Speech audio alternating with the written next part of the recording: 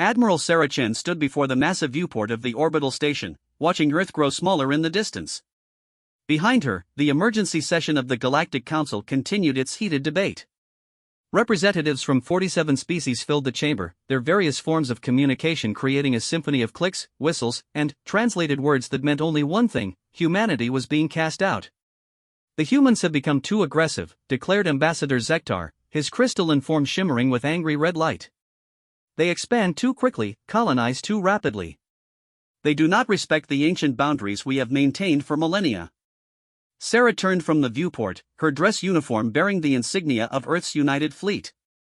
She had served in 3 galactic conflicts, saved 2 council worlds from extinction, and helped broker peace between warring species. None of that mattered now. With respect, Ambassador, Sarah said, her voice carrying across the chamber through the translation matrix, humanity has followed every council regulation. We have respected territorial boundaries, contributed to the defense fund, and participated in joint peacekeeping operations. What crime have we committed other than success? A low rumble came from the Thok representative, a massive creature resembling a walking mountain. You reproduce too quickly. Your ships are too efficient. Your soldiers fight too well. You make the rest of us uncomfortable. Sarah felt her jaw tighten. The truth was finally emerging. Humanity had joined the Galactic Council 50 years ago as a junior species, expected to remain in the background while the established powers maintained their ancient order. But humans had proven adaptable, innovative, and determined in ways that surprised everyone. Human colonies had thrived in environments other species found hostile. Human traders had revolutionized interstellar commerce with new logistics systems. Human scientists had made breakthroughs that advanced medicine, engineering, and physics across the galaxy. Most threatening of all, human diplomats had begun forming alliances with smaller species, giving them a voice they had never possessed. The vote has been called, announced Chancellor Mordek, the ancient being who had led the council for over 3 centuries. His voice carried the weight of absolute authority. All in favor of Resolution 4471, the immediate expulsion of the human species from the Galactic Council. Sarah watched as voting indicators lit up around the chamber. One by one, species that had once called humanity their ally cast their votes for exile. Fear, she realized, was more powerful than friendship. The established powers had convinced the smaller species that human growth threatened everyone. 43 votes in favor. Only 4 abstentions. No votes against. The resolution passes, Chancellor Mordek declared.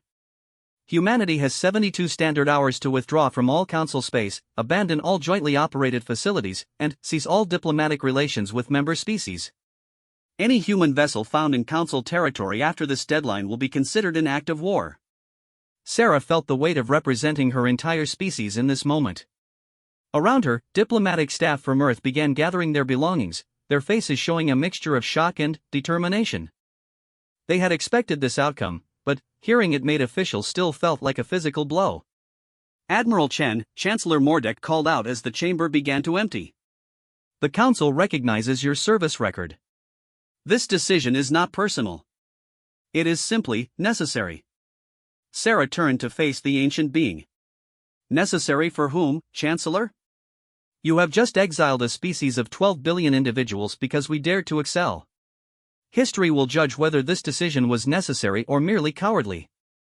She strode from the chamber with her head held high, even as her heart raced with the implications of what had just occurred. In the corridor outside, her aide, Lieutenant Commander Marcus Webb, fell into step beside her.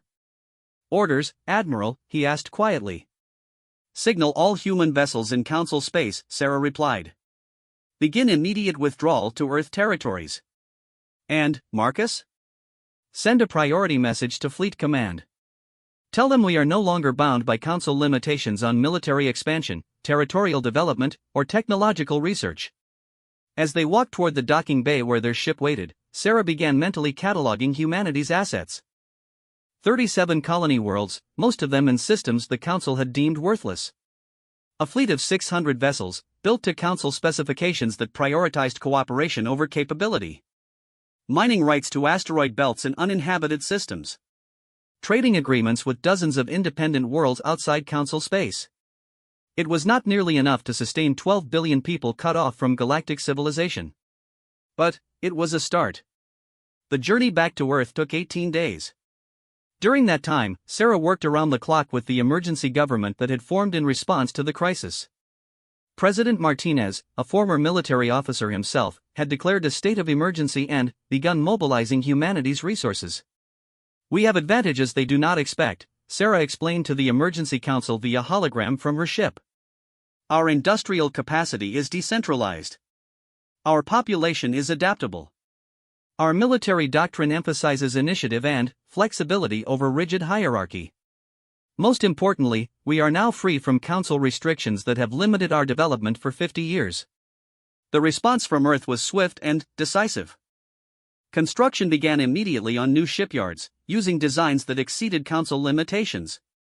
Mining operations expanded into previously forbidden asteroid belts. Research programs that had been shelved due to council concerns about aggressive technology were reactivated. More importantly, humanity began reaching out to the dozens of species that existed outside council space. Independent worlds that had been ignored or marginalized by the galactic powers. Nomadic fleets that traveled between star systems. Research stations operated by scientists whose ideas had been rejected by mainstream galactic academia. Sarah watched the first new warship roll out of the Luna shipyards just 6 weeks after the exile. The design was sleek, fast, and incorporated several technological improvements that council regulations had previously forbidden. It was twice as fast as equivalent council vessels and carried weapons that could punch through any known defensive system. "Admiral," reported Captain Torres, the Luna facility commander, "the first squadron will be ready for deployment within the month. The new designs are exceeding all performance projections." Sarah nodded, studying the tactical displays that showed human territory expanding rapidly into previously unoccupied systems. "How many independent worlds have responded to our trade offers?" 17 have signed preliminary agreements, Torres replied. "They are eager for alternatives to council trade monopolies. Our manufacturing costs are lower, our delivery times are faster, and we are willing to share technology rather than hoard it." The transformation was happening faster than anyone had predicted. Without council restrictions, human innovation flourished. New colonies were established in systems that the council had deemed too dangerous or too poor in resources. Each new world became a laboratory for adaptation and improvement. 3 months after the exile, the first major test came. A distress signal from the independent world of Kepler Prime reached Earth. Pirates had attacked their orbital stations, and their small defense force was overwhelmed. The Council had ignored their pleas for help, as Kepler Prime was outside their jurisdiction and offered no strategic value. Sarah led the response personally, taking a squadron of the new warships to Kepler Prime. The battle lasted less than 4 hours. Human tactics, developed through decades of studying Council conflicts, proved devastatingly effective against an enemy that relied on traditional piracy methods. The pirates were not simply defeated, they were completely outmatched. Human ships moved faster, hit harder, and coordinated better than anything the pirates had encountered. When the battle ended, Kepler Prime was not only safe but had gained a powerful ally. "This is just the beginning," Sarah told President Martinez during her after-action report. "Word of this victory will spread. Other independent worlds will seek our protection. The Council powers will begin to realize what they have unleashed." The president's expression was grim but determined. "Are we prepared for the consequences? The Council will not ignore this forever." Sarah looked out at the stars beyond Earth, knowing that somewhere in that vast darkness, humanity's former allies were beginning to question their decision. "Mr. President, we spent 50 years trying to fit into their vision of galactic civilization. They rejected us because we dared to exceed their expectations. Now we will show them what humanity can accomplish when we are free to reach our full potential." 6 months after the exile, intelligence reports began arriving that confirmed Sarah's predictions. Several council species were experiencing internal unrest as their citizens questioned why their governments had expelled humanity. Independent worlds were forming new alliances outside council authority. Most concerning for the established powers, some council member species were beginning to request private meetings with human representatives. The exile that was meant to contain humanity had instead freed them to become something far more dangerous to the old order, an alternative. In their attempt to preserve the status quo, the Council had created the catalyst for its own transformation. 2 years had passed since the exile, and the galaxy was beginning to feel the ripple effects of humanity's forced independence. Admiral Sarah Chen, now promoted to Fleet Admiral and Director of External Affairs, stood in the command center of Titan Station, humanity's new capital of operations beyond Earth. The massive facility hung in the shadow of Saturn's largest moon, its modular design allowing for continuous expansion as human influence grew.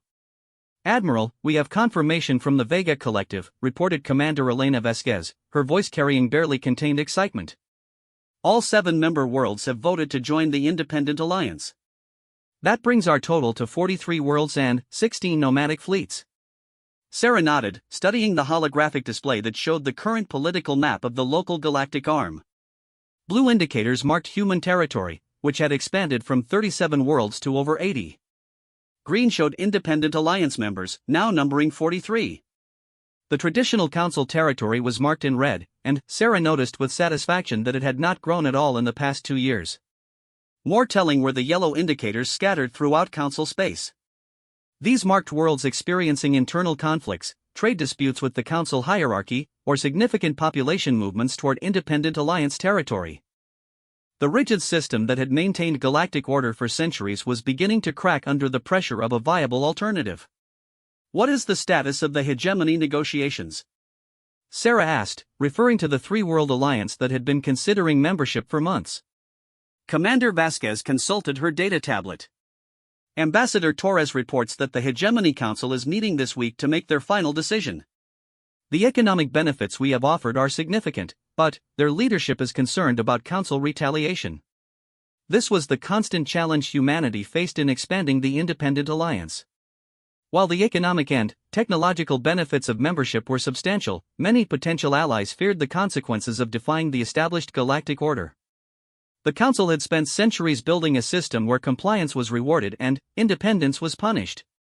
"Schedule a call with Ambassador Torres," Sarah decided. "I want to review our security guarantees for the hegemony. They need to understand that joining the alliance means full protection, not just trade benefits." The transformation of human civilization had exceeded even the most optimistic projections. Free from Council restrictions on military development, human engineers had created ships that outperformed anything in the galaxy. The new carrier-class vessels could project power across vast distances, while the innovative corvette squadrons provided unmatched speed and flexibility in combat operations. More importantly, humanity had revolutionized the concept of galactic cooperation. Where the Council operated through rigid hierarchies and ancient protocols, the Independent Alliance functioned as a true partnership of equals. Each member world retained full sovereignty while benefiting from shared defense, open trade, and collaborative research programs. Dr. Rebecca Singh, the Alliance's chief science officer, entered the command center carrying a datapad with obvious excitement. "Admiral, I have the preliminary results from the Joint Research Initiative. The integration of Altarian crystal technology with human quantum processors has exceeded all projections. We are looking at a 300% improvement in faster-than-light communication range." Sarah smiled at the news. This was exactly the kind of breakthrough that exemplified the Alliance's approach to progress.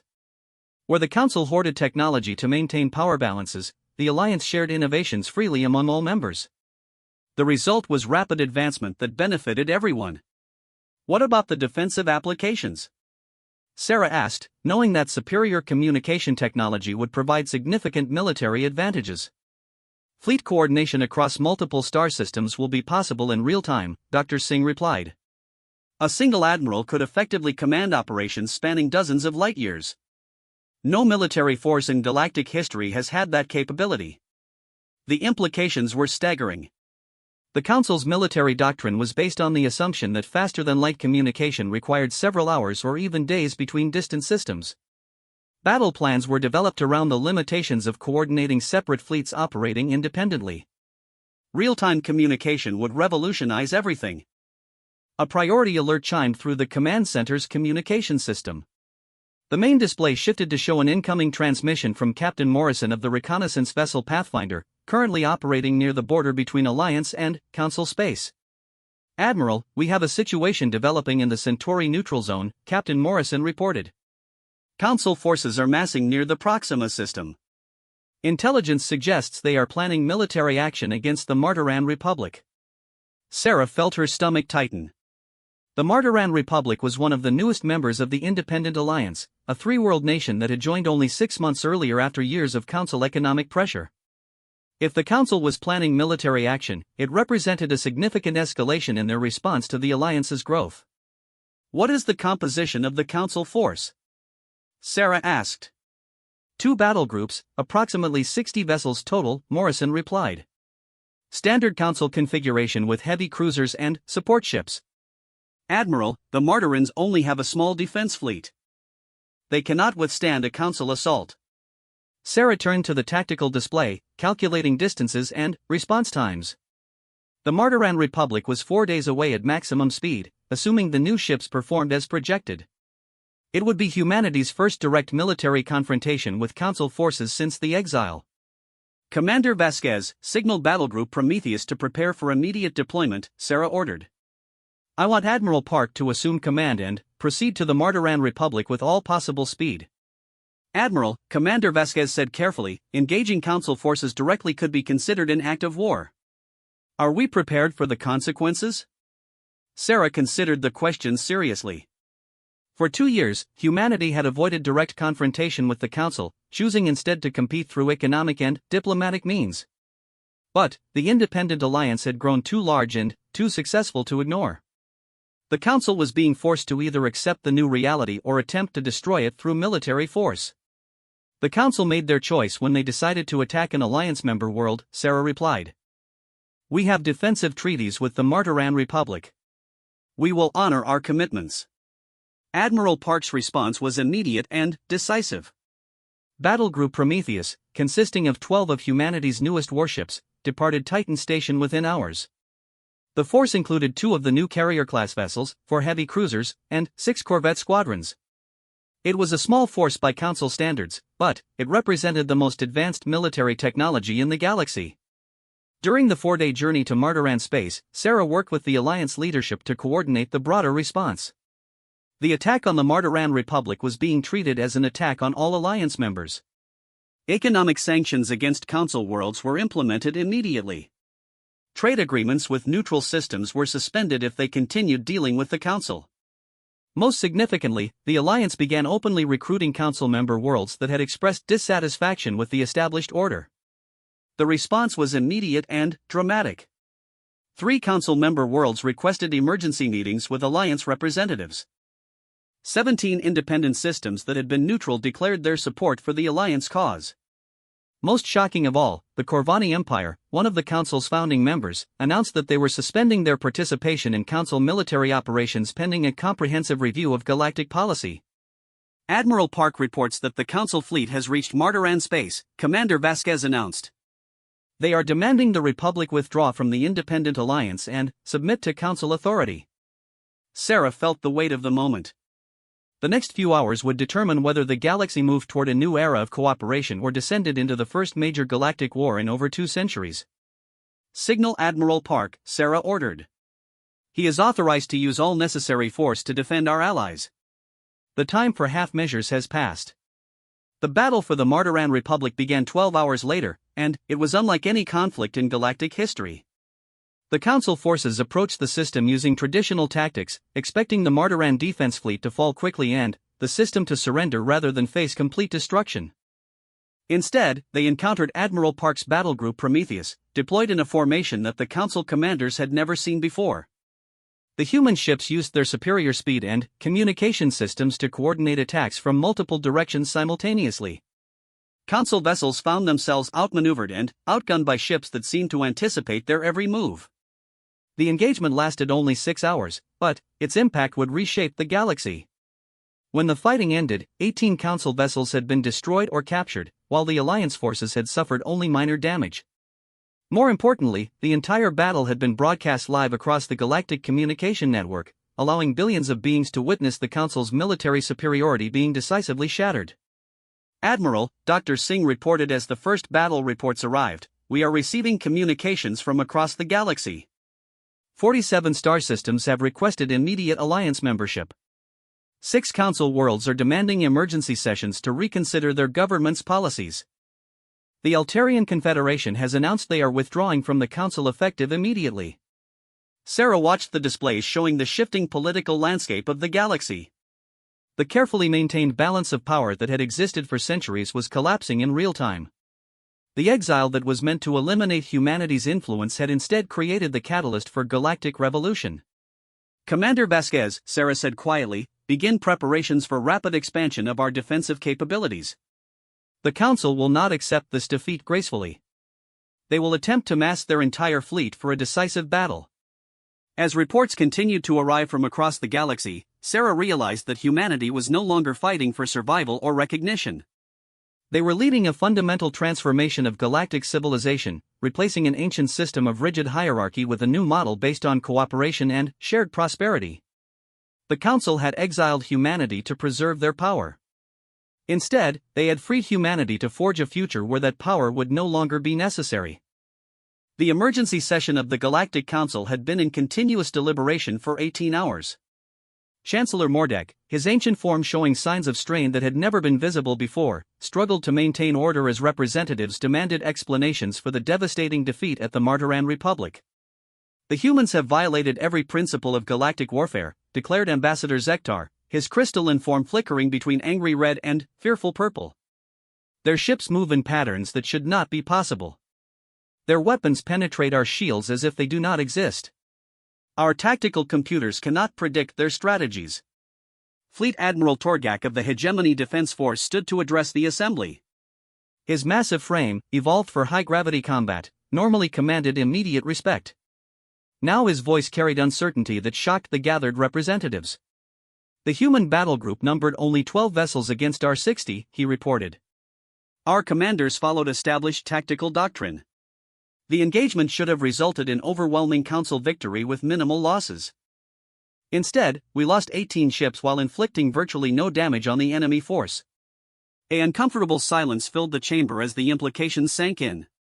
The Council's military superiority had been the foundation of galactic order for over 3 centuries.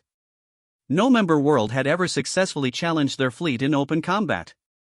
The idea that humans, exiled less than 3 years ago, could defeat a Council battle group was almost incomprehensible. How many worlds have requested withdrawal from the Council?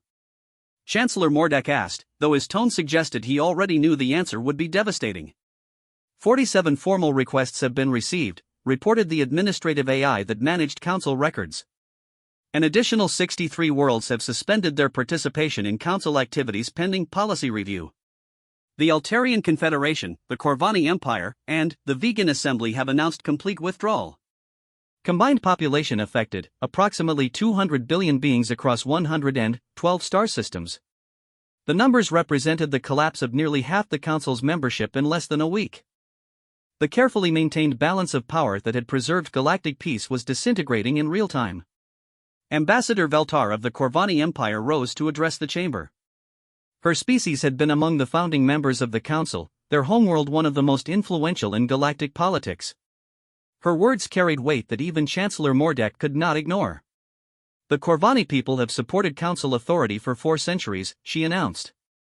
We believed that unity required hierarchy, that peace demanded the suppression of individual ambition.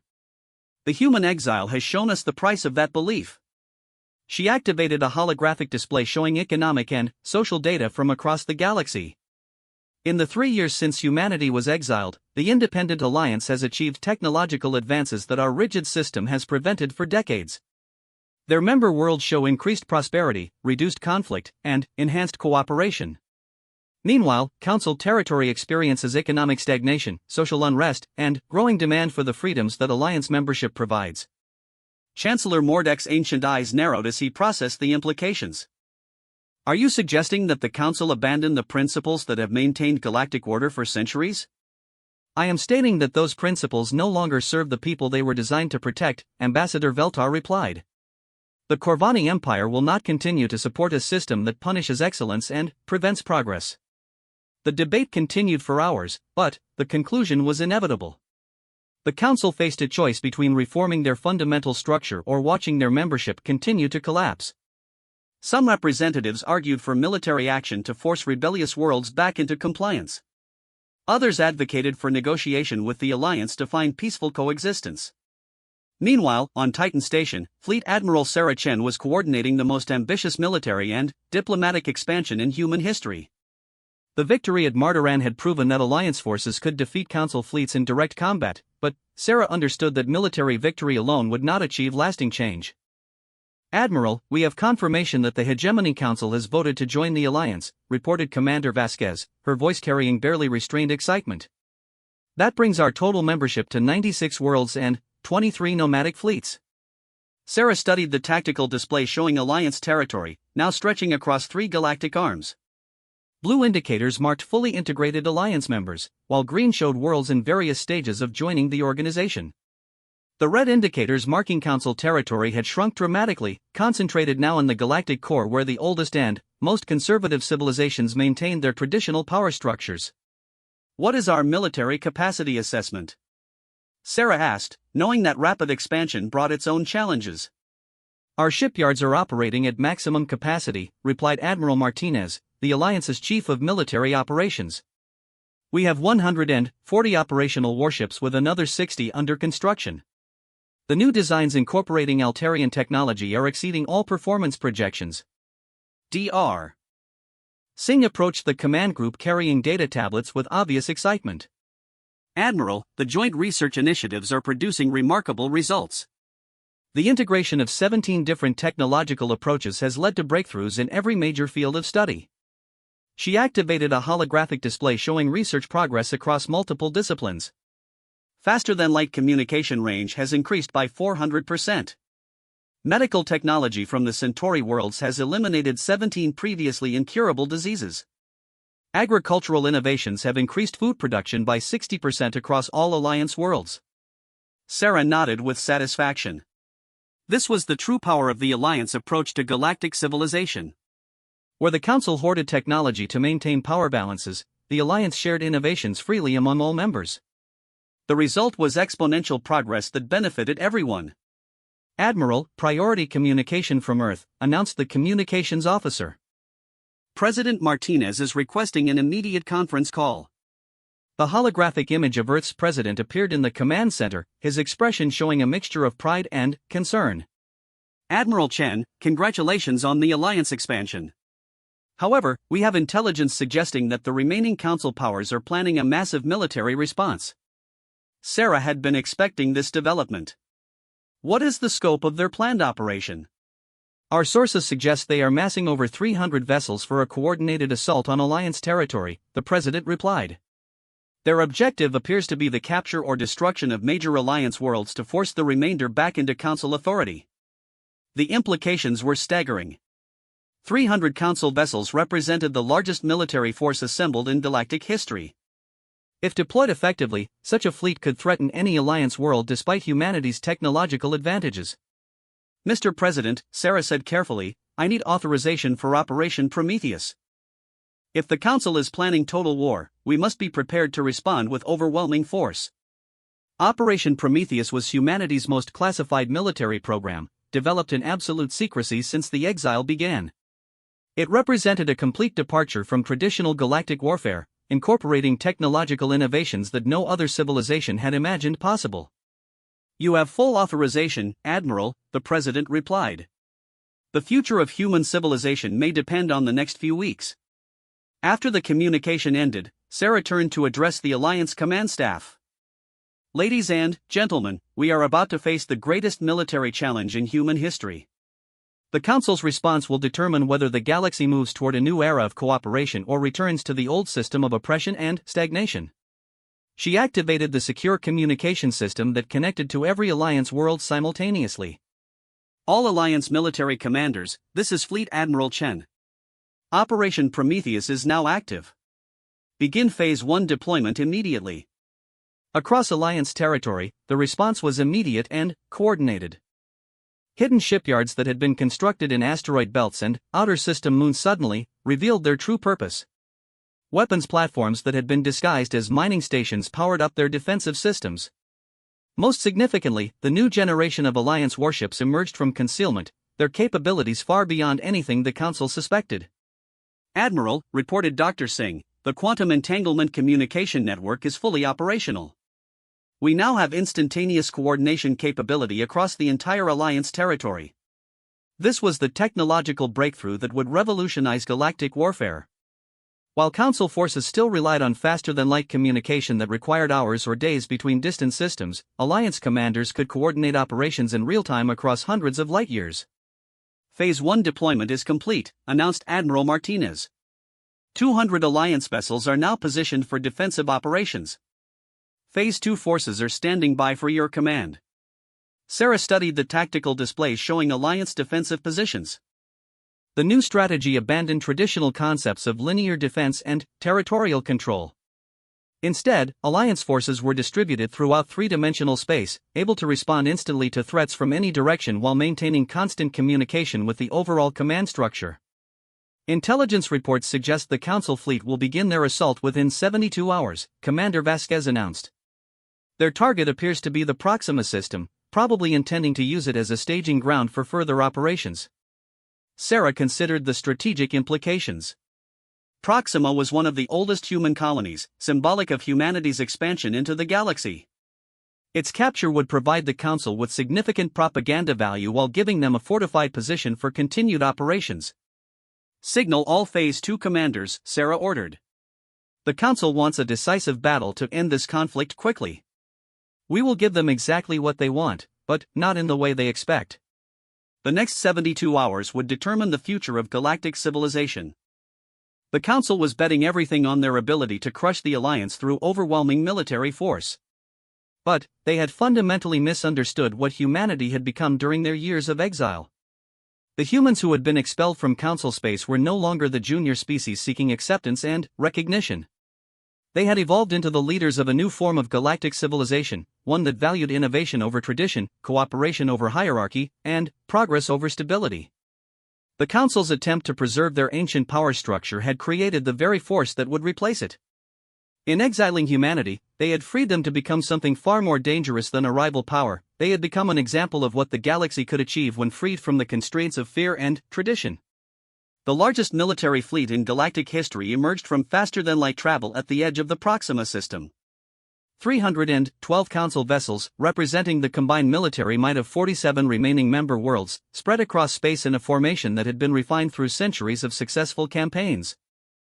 Fleet Admiral Torgak commanded the massive force from the bridge of the Dreadnought Eternal Order, a vessel whose name embodied the Council's determination to restore their ancient authority. Around him, tactical displays showed the disposition of his fleet, heavy battle groups designed to crush resistance through overwhelming firepower, supported by carrier squadrons and rapid assault forces. Admiral, we are detecting minimal defensive activity in the Proxima system, reported Commander Vextai, his sensor specialist. Approximately 30 Alliance vessels in standard orbital positions around the primary colony world. Torgak studied the tactical data with satisfaction. Intelligence reports had suggested that Alliance forces were concentrated in defensive positions around their most valuable systems. The humans appeared to be adopting the same failed strategy that had led to the Council's dominance for centuries: static defense against superior numbers. Begin the assault, Torgak ordered. All battle groups advance to optimal firing range. I want this system secured within 6 hours. The Council fleet moved forward with the confidence of an organization that had never lost a major engagement. Their ships advanced in perfect formation, weapons charging, shields at maximum power. It was a display of military might designed to intimidate as much as to destroy. But, as the Council forces reached the midpoint of the system, something unprecedented occurred. Space itself seemed to come alive with activity as previously invisible contacts appeared on every sensor display. Alliance vessels materialized from concealment positions throughout the system, emerging from asteroid belts, planetary shadows, and even the outer edges of the star's corona. Admiral! Commander Vextai called out in alarm. We are detecting massive Alliance force deployment. Over 400 contacts and, still appearing. Torgak felt his confidence evaporate as he watched the tactical displays.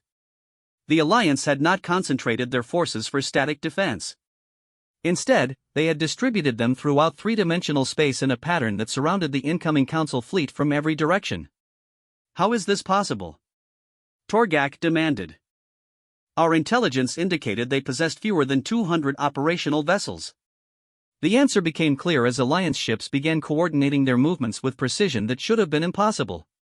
The vessels moved as if controlled by a single mind, responding instantly to tactical changes and maintaining perfect formation despite being spread across light hours of space. On Titan Station, Fleet Admiral Sarah Chen watched the developing battle through quantum entanglement communication links that provided real-time tactical data from every Alliance vessel. The Council had walked directly into the most sophisticated military trap in galactic history. All Alliance units, initiate Operation Prometheus Final Phase, Sarah commanded. Show them what humanity has learned about warfare. The battle that followed redefined everything that galactic military strategists thought they knew about space combat.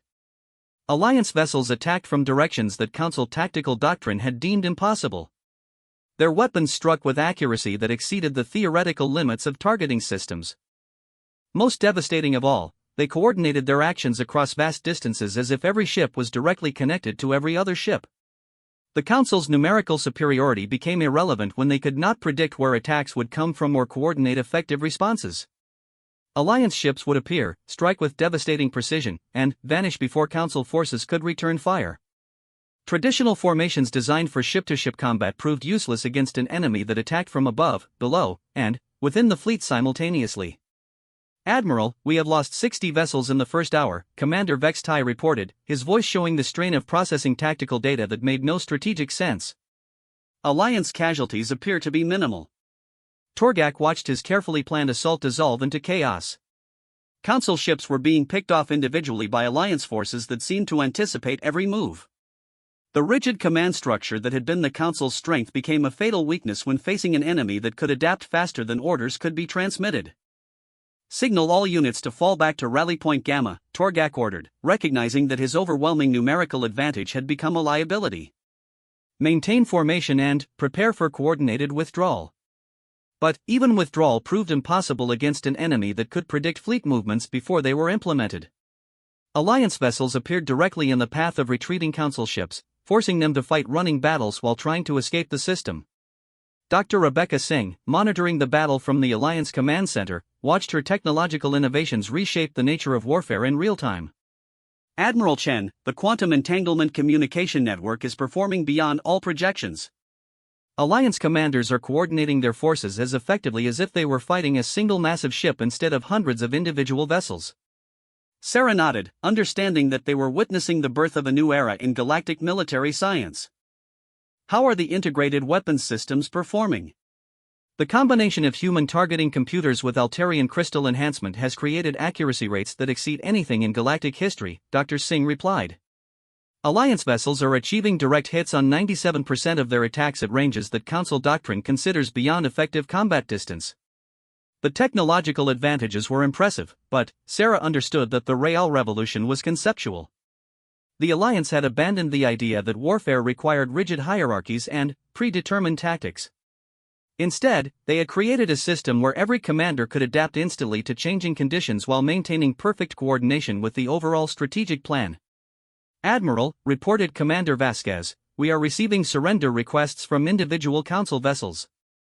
17 ships have already disengaged from combat and are requesting safe passage out of the system." Sarah considered the implications. The Council fleet was not just being defeated, it was disintegrating as individual commanders recognized the futility of continued resistance. The psychological impact would be even more devastating than the military losses. "Grant safe passage to any Council vessel that surrenders," Sarah ordered. "But make it clear that our offer extends beyond military withdrawal. Any Council world that wishes to join the Alliance will be welcomed as an equal partner." The message was transmitted across the battlefield on all frequencies, reaching not just the embattled Council fleet but every world within communications range. The offer represented a fundamental challenge to everything the Council stood for, the idea that political change could be achieved through cooperation rather than conquest. Fleet Admiral Torgak received the transmission on the bridge of his flagship as Alliance forces continued their systematic destruction of his fleet. Around him, tactical displays showed the complete collapse of Council military doctrine against an enemy that fought unlike anything in galactic history. "Admiral," Commander Vex Tai reported quietly, "we have lost over half our fleet. The remaining vessels are scattered across the system and cannot maintain formation. Our communication systems are being jammed by Alliance technology we do not understand." Torgak stared at the tactical displays that showed the end of Council military dominance. The fleet he commanded represented the accumulated military power of 47 worlds built up over centuries. Its destruction would leave the Council defenseless against the new galactic order that humanity was creating. "Signal all remaining units," Torgak said quietly. "Cease fire and prepare for withdrawal." The formal end of the battle came 6 hours after it began, but its implications would reshape the galaxy for generations. The Council's attempt to crush the Alliance through military force had instead demonstrated the complete obsolescence of their traditional approach to power. Within days of the Proxima battle, the political transformation accelerated beyond anyone's projections.